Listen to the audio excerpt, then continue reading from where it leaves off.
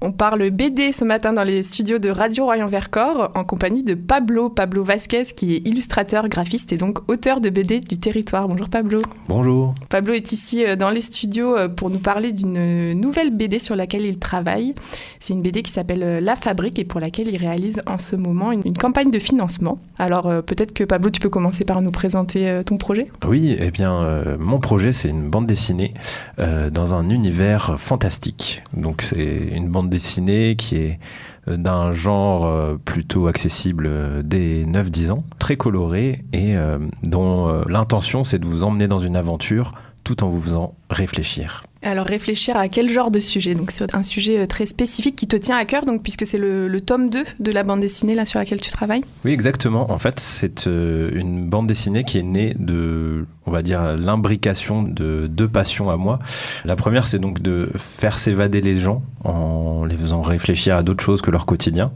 Et la deuxième, c'est d'en créer justement ces mondes imaginaires que j'ai plaisir à créer dans des réflexions un peu plus profondes. C'est ce qui fait que les récits restent un peu dans les mémoires et qu'on a plaisir à s'y rappeler.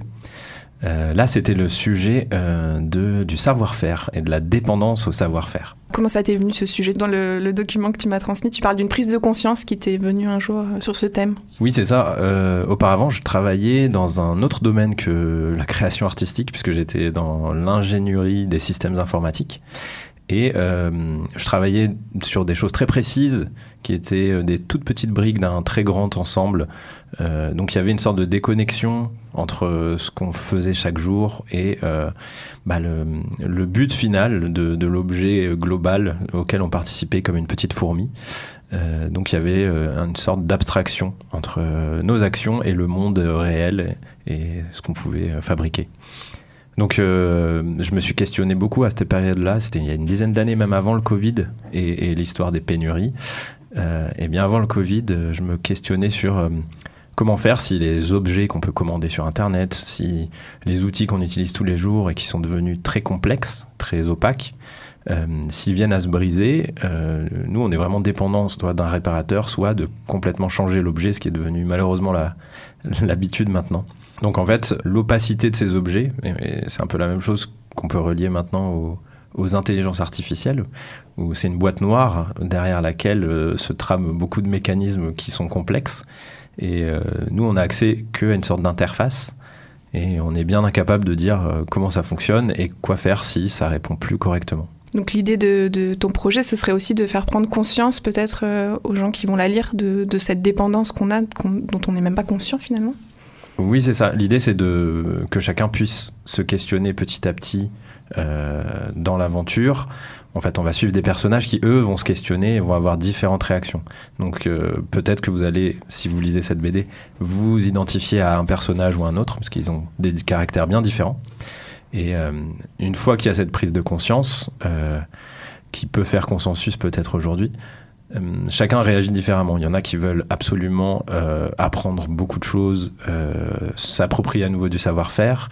Il y en a d'autres qui veulent absolument maintenir ce système tel qu'il est, tellement il est pratique. C'est le côté un peu magique que j'essaie de retranscrire dans cette BD, c'est que c'est fantastique en fait. On appuie sur un bouton ici devant notre ordinateur et quelque chose de près d'un outil magnifique et neuf arrive jusqu'à nous sans qu'on sache tout le chemin qu'il a parcouru ni comment il a été fabriqué et à quel coût aussi écologiquement parlant. Donc est-ce qu'on continue là-dedans ? Est-ce qu'on répare à tout prix ce système ? Est-ce qu'au contraire, comme certains essaient de le mettre à bas ? En fait, c'est pas une bande dessinée qui donne un message comme une solution à suivre, mais c'est plutôt l'idée de faire se questionner les gens pour que chacun s'approprie une réponse ou au contraire fasse sien ce questionnement. Et pour sortir un petit peu donc de la bande dessinée à proprement parler, du coup, toi, est-ce que c'est quelque chose dont tu es conscient, auquel tu fais attention dans ton quotidien maintenant, ce rapport aux objets et de savoir d'où viennent les objets que tu utilises, peut-être de limiter le nombre d'objets aussi que tu utilises au quotidien ? Alors oui, du coup, c'est dur de faire ce genre de BD sans se questionner soi-même et se remettre en question. Moi, ça a été justement tout un chemin. Donc déjà, j'ai complètement arrêté ce travail d'ingénieur que j'avais à l'époque. Et c'est pour ça que je me suis vraiment orienté sur beaucoup plus de dessin et de création. Ne serait-ce que parce que le circuit entre ce que je fabrique, ce que je crée, ce que je dessine, et les gens auxquels ça va servir ou les gens que ça va atteindre, on peut dire un circuit court culturel, on pourrait dire. Et j'en vois tout de suite les fruits, en fait. Je fais quelque chose avec mon pinceau et juste derrière, je sais à qui ça va profiter ou à qui est-ce que ça va atteindre. Et dans la pratique de la vie de tous les jours, j'essaie aussi, autant que possible, de consommer local et évidemment de questionner qu'est-ce qu'on utilise, qu'est-ce qu'on jette, qu'est-ce qu'on garde, avec la méthode par exemple Bisou aussi, je sais pas si ça te parle. J'en ai déjà entendu parler, mais tu peux peut-être rappeler de quoi il s'agit. C'est une méthode qu'une amie m'a fait connaître, qui est une méthode qui questionne nos actions au moment d'acheter. Donc quand on est dans l'impulsion de vouloir obtenir quelque chose de nouveau, est-ce que c'est une suite de questions qui porte les lettres du mot bisou. Donc c'est le B de besoin. Est-ce que cet objet, j'en ai vraiment besoin? I, est-ce que j'en ai besoin immédiatement? Et je ne peux plus m'en passer. Est-ce que le S, est-ce que je n'ai pas un objet semblable à la maison qui peut faire office à la place de ce nouveau? Le O, c'est me questionner sur son origine, où est-ce qu'il a été produit, d'où est-ce qu'il vient, comment il a été produit. Et le U, c'est est-ce qu'il va vraiment m'être utile? Est-ce que ma vie ne peut pas se dérouler sans cet objet? Donc j'essaie de garder en tête cette petite méthode qui m'a été transmise. Et elle est très utile aussi à transmettre à nos enfants, parce que nous, on a 2 filles qui sont les cibles des publicités et cette injonction à acheter et avoir toujours du neuf, donc à laquelle il est dur des fois de résister. Oui, quand on a des enfants et qu'ils ont des envies particulières, c'est difficile aussi de leur faire prendre conscience que parfois, oui, sur le moment, ça va être un grand plaisir, mais que finalement, ça implique trop d'aspects négatifs, mais qu'on ne voit pas forcément quand on a l'objet devant soi, effectivement. Exactement. C'était aussi l'idée de cette BD, c'était de l'adresser à des lecteurs qui puissent être jeunes, en les attrapant par le côté de l'aventure et du suspense, pour qu'après d'eux-mêmes, ils en viennent à se questionner avec les questions de fond qui surgissent dans un second temps. Un peu comme une lecture du Petit Prince où, enfant, on va pouvoir le parcourir et profiter de la fable. Mais quand on va avoir une lecture avec un adulte ou en tant qu'adulte, il y a vraiment beaucoup d'autres choses symboliques qui se dégagent.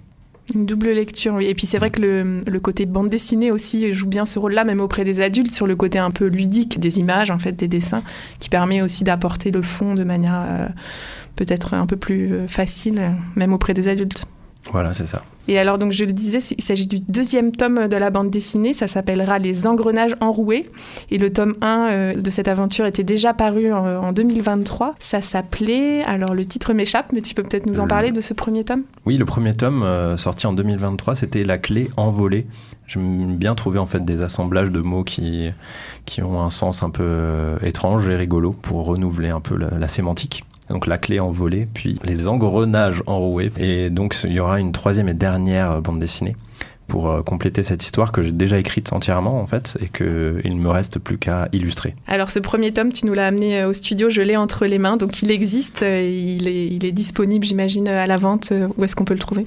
Alors on peut le trouver sur mon site internet et celui de mon éditeur, donc pablovasquez.com, et chez Uppercut Édition, donc c'est un petit éditeur indépendant grenoblois qui fait en grande partie des auteurs locaux. Et est-ce que donc c'est un tome que tu as financé de la même manière, puisqu'on va y revenir, tu es ici donc parce que tu voudrais financer le tome 2 via une campagne de financement participatif. Est-ce que c'était déjà le cas donc pour ce premier tome? Est-ce que ça a bien fonctionné?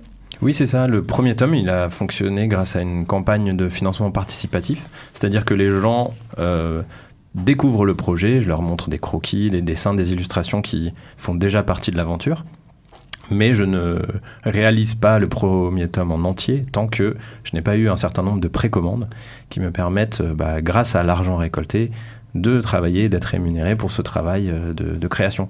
On y reviendra plus en détail d'ailleurs sur donc les conditions de création aujourd'hui d'un auteur de bande dessinée. Mais simplement pour revenir peut-être sur l'accueil que le public a réservé donc à ce premier tome, est-ce que tu as eu quelques retours? Alors oui, j'ai eu des retours plutôt agréables et enjoués. J'avais choisi de finir l'histoire du premier sur vraiment un moment de suspense assez terrible. Donc j'ai eu beaucoup de gens qui m'ont maudit, mais j'ai pris ça de la plus positive des manières. Et donc beaucoup de gens qui attendent cette suite qui risque d'arriver au printemps prochain, printemps 2026. Alors on y vient, donc la campagne de financement participatif est actuellement en cours. Comment est-ce qu'on peut t'aider, donc aider cette nouvelle bande dessinée à voir le jour ? Alors pour m'aider, vous pouvez justement découvrir l'univers, voir si ça vous parle. Il y a pas mal de dessins et puis des petits extraits de l'histoire qui sont disponibles sur une page dédiée au projet. Donc c'est sur la plateforme de financement participatif Ulule. Donc l'adresse c'est ulule.com/lafabrique2, tout attaché. Et là-bas, vous pourrez voir des extraits, des images, et puis un petit laïus qui explique le projet. Et donc en contrepartie, en fait, on achète tout simplement la bande dessinée qui sera disponible un peu plus tard, tu le disais, printemps 2026. Exactement. En fait, on a essayé d'aligner donc les prix des contreparties. Donc, c'est-à-dire, on peut se rendre sur la page et si on est convaincu, payer une contrepartie, c'est une vingtaine d'euros et ça correspond au prix public en fait d'un album qui serait déjà sorti, plus le coût d'envoi jusqu'à chez vous. Donc l'idée c'est de faire confiance à un créateur et de soutenir la bande dessinée indépendante et de recevoir donc dans quelques mois après avoir suivi toutes les étapes de la création avec un petit peu des aperçus de ce qui se passe secrètement derrière la production d'une BD, chez vous, votre BD que vous avez soutenue et qui existe grâce à vous. Alors on en parlait un petit peu hors micro, c'est un moyen de financement qui est de plus en plus répandu, le financement participatif, mais ce n'est pas forcément une bonne chose, ça montre aussi la précarisation du métier. Est-ce que tu peux en parler un peu plus à nos auditrices et à nos auditeurs ?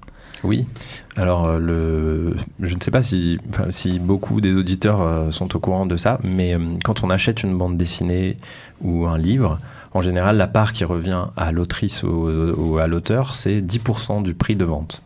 Donc si vous achetez une bande dessinée à 15 euros, qui est à peu près le prix actuel, il y aura 1,50 € qui reviendra à l'autrice ou l'auteur. Donc c'est très peu et surtout c'est dans le cas où l'autrice ou l'auteur fait la bande dessinée toute seule. Donc par exemple tous les dessins et toute l'histoire. Mais souvent c'est un travail qui se fait en collectif, partagé entre par exemple la scénariste, la dessinatrice et la coloriste qui peut être encore une troisième personne, plus les relections des textes, etc. Là c'est toi qui porte toutes ces casquettes je crois pour ce projet. Oui, là, je me suis mis en charge de réaliser toutes ces casquettes en même temps.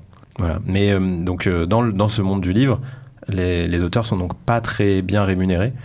Et surtout, c'est un monde où, en France en tout cas, on a beaucoup de lecteurs, beaucoup de bandes dessinées qui sortent chaque semaine. Et il y a une guerre en fait à la visibilité dans les librairies et dans les grandes enseignes, qui est souvent gagnée par les plus énormes maisons d'édition. Donc les petites BD indépendantes et les auteurs moins connus ont du mal à faire leur place. Donc pour ça, le monde de la campagne participative, donc comme les plateformes de Ulule ou Kickstarter, sont une sécurité en fait. On peut présenter notre projet, recueillir des fonds et si c'est le cas et s'ils sont suffisants, se lancer dans un projet avec beaucoup moins de risques de banqueroute.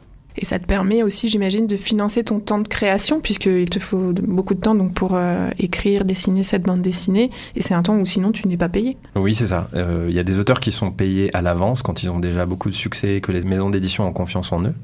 Mais la plupart du temps, on travaille entre 1 et 2 ou 3 ans pour une bande dessinée, selon notre efficacité, selon le projet. Et les fruits de notre travail viendront un peu plus tard, une fois que les BD sont en train d'être vendus. Et alors cette campagne de financement participatif qui a lieu donc en ce moment via Ulule, donc ça a déjà commencé il y a plusieurs semaines. Comment ça se passe ? Eh bien, ça se passe plutôt bien, je suis content parce que beaucoup de gens ont été convaincus par le projet, soit peut-être des anciens lecteurs qui reviennent trouver la suite, soit des nouveaux qui découvrent l'univers. En tout cas, ça avance bien, mais plus ça avance, plus je vais pouvoir passer du temps à peaufiner un bel ouvrage. Donc, on n'est jamais trop soutenu. Donc, si ça vous intéresse, n'hésitez pas à y jeter un œil. Et où est-ce que tu en es actuellement dans la création de la bande dessinée ? Alors, la bande dessinée, moi, je fais des bandes dessinées qui font à peu près 70-75 pages par ouvrage. Donc, c'est un peu plus que ce qu'il y a originalement dans les Astérix ou Tintin qui faisaient tous 46 pages. Moi, j'en suis à avoir fait les 3/4 du storyboard. Donc, c'est travailler sur la mise en page, comment on va mettre les cases les unes par rapport aux autres, quelle taille, quel cadrage, où va se situer le texte. C'est une grosse étape qui est vraiment le squelette de la bande dessinée. Donc j'en suis aux 3/4 du storyboard, cette partie-là. Ensuite, il y a la mise à l'encre, donc on appelle ça l'ancrage, qui permet de dessiner vraiment les traits et les contours des personnages. Et il y a la 3e étape qui est donc la couleur. Et sur ces 2 étapes-là, j'en suis à 1/4 de la bande dessinée à peu près. Et tu parlais tout à l'heure d'une reconversion, donc toutes ces étapes-là dont tu nous parles, est-ce que tu as appris en autodidacte ou est-ce que tu t'es formé quelque part ? Alors j'ai appris par moi-même, mais toujours en prenant soin d'aller prendre des cours ou de faire des ateliers auprès de professionnels pour être vraiment guidé et avoir une vraie solidité en fait sur les bases. Mais c'est un travail qui s'apprend et qui sur de longues années. Et moi, il m'enthousiasme parce que c'est un milieu où on n'a jamais terminé de se perfectionner en fait. Et où on peut toucher à des univers très différents, puisque je vois dans tes précédentes réalisations qu'il y a des thèmes notamment très différents que tu abordes. Tu peux nous en parler un petit peu ? Oui, en fait, comme j'ai un univers assez coloré et onirique, j'ai commencé par faire des contes pour enfants, donc des petits livres illustrés à l'aquarelle qui étaient accessibles dès 3 ans. Et j'ai aussi fait donc une bande dessinée en collaboration avec un ami, donc Lolo Pouette, qui est aussi auteur de BD, sur les premières années de la parentalité, pour expliquer qu'est-ce qui se passait dans la tête et le cœur d'un papa. Parce qu'il y a très peu de récits sur les parents, les pères qui arrivent dans la parentalité, beaucoup de super récits sur les mamans. Et en y arrivant, on s'est rendu compte qu'il y en avait très peu côté père. Donc pour redonner l'envie de s'exprimer là-dessus et pour que les papas se saisissent un peu plus aussi de leur rôle, on a décidé de raconter nos anecdotes. Voilà.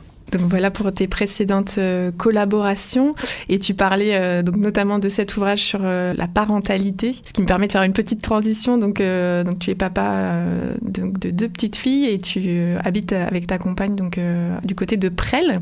Et donc tu n'es pas seulement dessinateur de bande dessinée, mais tu as également une autre casquette, puisqu'en famille, vous gérez un lieu qu'on commence à bien connaître maintenant, qui se situe à Presles. Oui, tout à fait. C'est le lieu qui s'appelle La Musette, donc c'est la guinguette de Presles, qui a ouvert là, en 2021. On a pris à cœur d'essayer de redynamiser un petit peu le village où il n'y avait plus de lieux pour s'arrêter et puis boire un petit coup. Donc on a voulu en faire un lieu très ouvert avec des concerts qui ont lieu toutes les 2 semaines, mais que pendant la période sèche, puisqu'on n'ouvre qu'au printemps jusqu'à la fin septembre, et étant donné qu'il n'y a pas d'intérieur. Ça se passe dehors, donc il y a donc très souvent de chouettes concerts à la Musette Guinguette. Comment est-ce qu'on fait pour suivre le programme ? Alors on peut chercher sur notre ami internet La Musette, donc c'est L''Amusette, et vous trouverez sans doute la programmation des concerts à venir. Et sinon sur les réseaux sociaux préférés, donc Instagram et Facebook, on est présent également. Et la Musette proposera à nouveau un programme donc, l'été prochain, le printemps l'été prochain ? Oui, c'est ça, il y aura une programmation 2026 épicée qui arrive. En cours de création. Donc. Et donc ça, c'était pour retrouver tous les détails sur la Musette et pour retrouver plus spécifiquement tes projets bande dessinée. Comment est-ce qu'on fait ? Eh bien, si ça vous intéresse, vous pouvez me retrouver moi aussi sur les réseaux sociaux, donc sur Instagram et Facebook en tapant Le Pueblo Art, LEPUEBLOART, ou tout simplement sur le site internet à mon nom, donc c'est pablovasquez.com. Pablo Vasquez, donc illustrateur, graphiste et également auteur de bande dessinée, qui habite à Presles et qui était venu nous parler donc ce matin de son projet de bande dessinée fantastique La Fabrique. Jusqu'où irez-vous pour réparer le système ? C'est un récit d'aventure sur les thématiques du savoir-faire et de la dépendance aux objets, et vous pouvez participer donc au financement pour ce projet jusqu'à la fin du mois de décembre. Merci beaucoup Pablo d'être venu nous voir dans les studios. Merci à vous et bonne journée.